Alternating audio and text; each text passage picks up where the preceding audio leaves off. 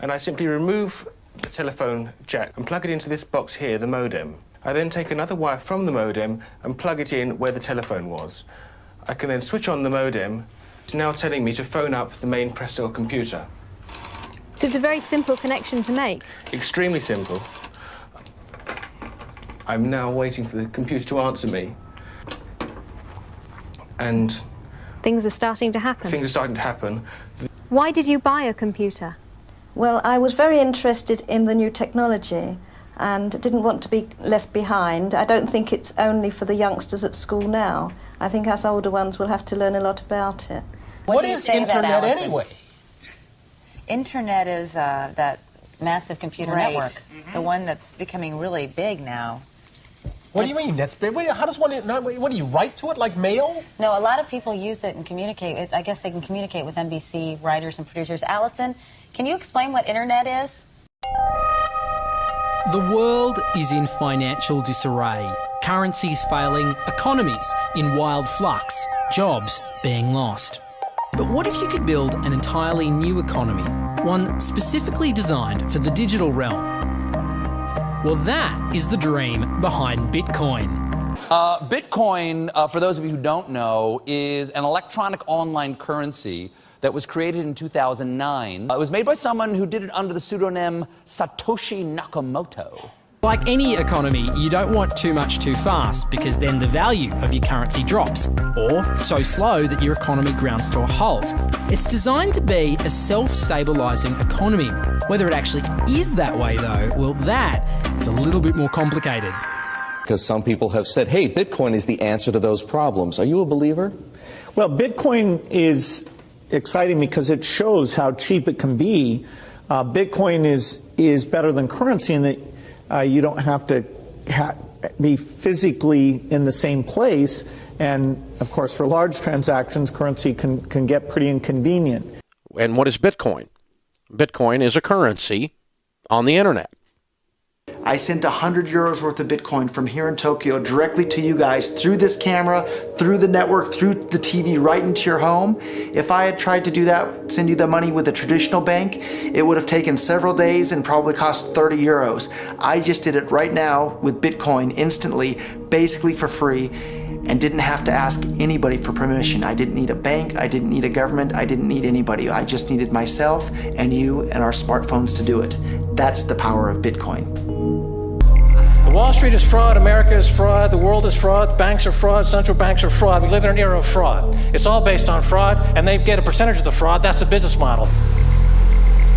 To suggest that there is any moral or ethical aspect to anything that's going on now is to be completely naive about the fact that we live in an era dominated by financial terrorists,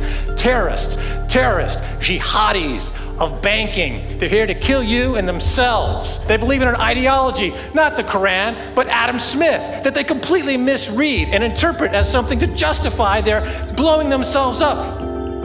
Janet Yellen's a terrorist! Mario Draghi's a terrorist! The Central Bank of Japan is a terrorist! These are the real terrorists! Funds received. This community is switching to what they think is a better monetary system. A system in which banks are no longer needed because payments could be made directly from one person to another. Bitcoin is fundamentally different because in Bitcoin, you don't owe anyone anything and no one owes you anything. It is not a system based on that. It is a system based on ownership. And no one can censor it, no one can seize it, no one can freeze it. It's November the 2nd, 2008, just 6 weeks after the Lehman Brothers collapse. And all over the world, there are panicked debates about how to save the banks.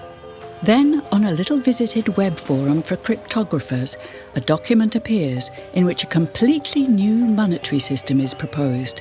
The visionary author calls himself Satoshi Nakamoto. These were the darkest days of the financial crisis. So that to me suggests a very clever mind that saw an opportunity, the perfect opportunity to introduce a new radical technology and a new radical approach to money and finance at just the right moment when people would be very open to making this big shift that's required to adopt a new currency. What's exciting for me is like a global economy. Right now we say we have a global economy, but I can't take $1 and give it to you in the Netherlands and then you know what to do with it, right? You would have to go and change it to your native currency. And when you kind of eliminate that step and I can just send you one form of payment and you can send me a product in a matter of seconds, that starts to change things from a global perspective. How could this digital coin invented by this Satoshi Nakamoto become hundreds of times more valuable than the dollar? And why do enthusiasts like Roger Fear want the world to switch to bitcoins? I'm giving every single person here 1,000 yen worth of bitcoins, which is like $8 and something cents.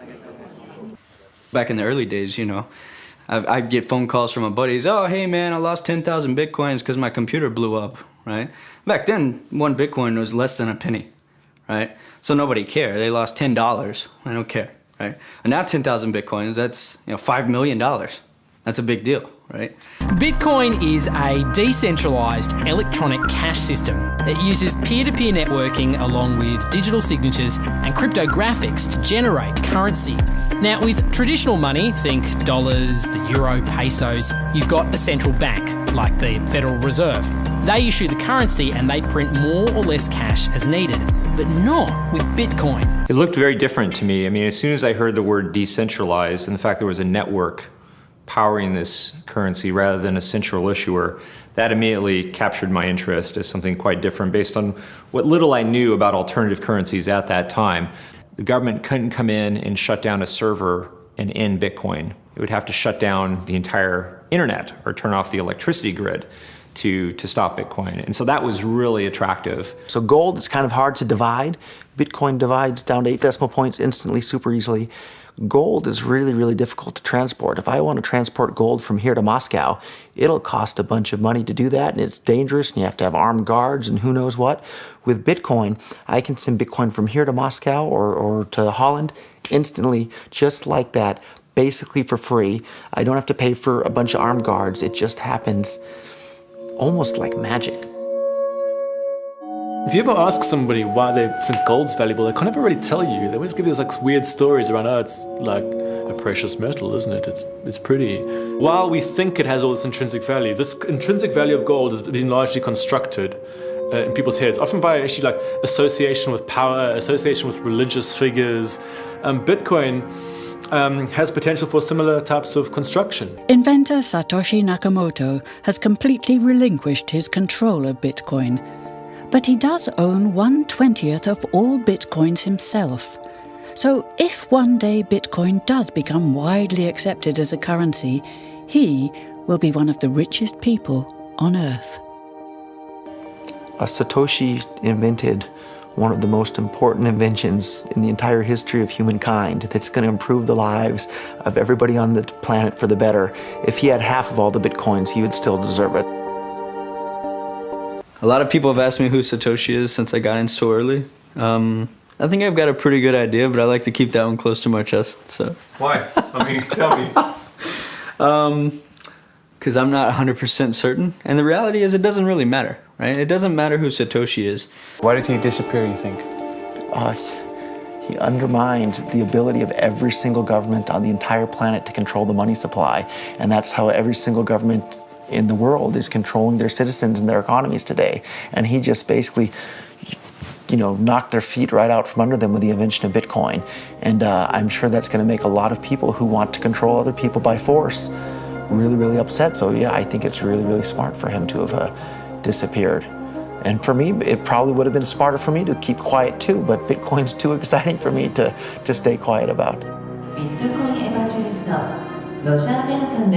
I think a lot of people are underestimating the way in which Bitcoin and the blockchain are going to change the power structures in society in general. I mean, I grew up in the US and I see all these people like, yeah, nuke everybody in the Middle East and kill them all. And then they have the former Secretary of State Madeleine Albright on 60 Minutes, one of the most popular news shows in the US. And they asked her, they said, like, there's reports that more than 500,000 Iraqi children have died as a direct result of US sanctions.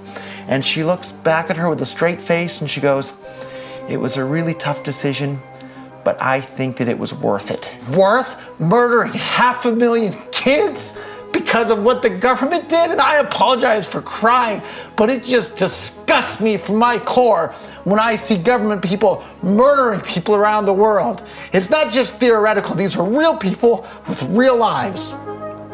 And it's real people, and Bitcoin has the power to undermine everything they're doing to people around the world. And I'm sorry for shouting, but it just disgusts me what these people in government do. And they do it through central banking and through the control of the money supply, and Bitcoin takes that away from them.